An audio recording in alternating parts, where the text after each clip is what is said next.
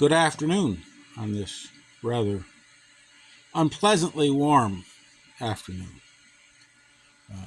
Went out to the garden to check the watermelons, and this is a little Otome. This should be a red flesh melon.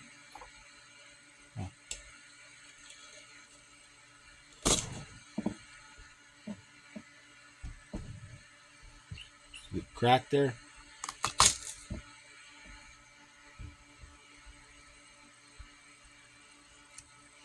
Color's not quite as good as some of them.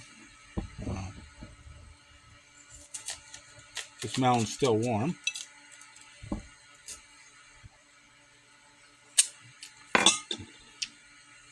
gonna drip all over. Wow. This isn't as sweet as the Silver Yamato. Not quite as sweet, but far more watermelon flavor. The flavor is more intense. It just lacks a little bit of the sweetness. It's still sweet. Don't get me wrong. It's still sugar sweet. Just it lacks some of that sweetness that's in the white fleshed melon. But it has more watermelon flavor. Really good melon. And probably could have stayed out another day.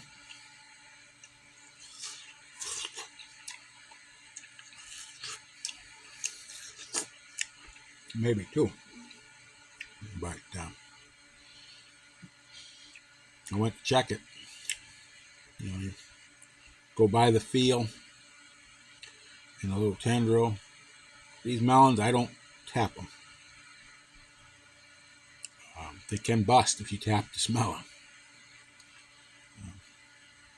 When I first started raising these minis, I used to go out there and give them a little thump. I've had them bust in half. They're really good and ripe. So you got to go by the tendril. You're better off go by the tendril, and because usually we raise these on a trellis, so there's no ground spot. You go by the tendril and by the feel of the rind. You can tell that when the melon's ripe, it's a roughness to the rind, loses that slick smooth. They look different, and there's that little tendril that's right there next to the stem. That thing curls up, dries up on these melons. And anyway,